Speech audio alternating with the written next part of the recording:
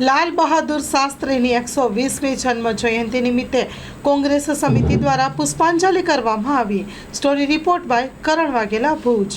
ભારતના પૂર્વ વડાપ્રધાન, સ્વતંત્ર સેનાની, કોંગ્રેસ પક્ષના મોટા ગજાના નેતા સ્વર્ગીય લાલ બહાદુર શાસ્ત્રીજીની 120મી જન્મ જયંતિ નિમિત્તે કોંગ્રેસ પરિવાર દ્વારા એમને પુષ્પાંજલિ અર્પણ કરી એમના કાર્યોને યાદ કરવામાં આવ્યા। જય જવાન જય કિસાનનો નારો પૂજ્ય શાસ્ત્રીજીએ આપ્યો હતો। સાદગી એમના જીવનનું જે મોટું આભૂષણ હતું એવા શાસ્ત્રીજીના જીવનમાંથી ઘણું શીખવા મળે છે આપણને। અને એમણે રેલવે મંત્રી રહેતા એમના સમયમાં એક અકસ્માત થયો તો એમણે જવાબદારી સ્વીકારી રાજીનામું આપ્યું તો આજના જ્યારે નૈતિકતા જેવું કોઈ રાજકારણમાં બચ્યું નથી એવા સમયે આવા નેતાઓને યાદ કરી, એમના કાર્યોને યાદ કરી એમાંથી પ્રેરણા લેવા જેવી છે। અને વર્તમાન નેતાઓ આમના જીવનમાંથી પ્રેરણા લઈ અને એમના પથ પર ચાલે તો દેશ ખરેખર સોનાની ચીડિયા બની જાય એવી પરિસ્થિતિ છે।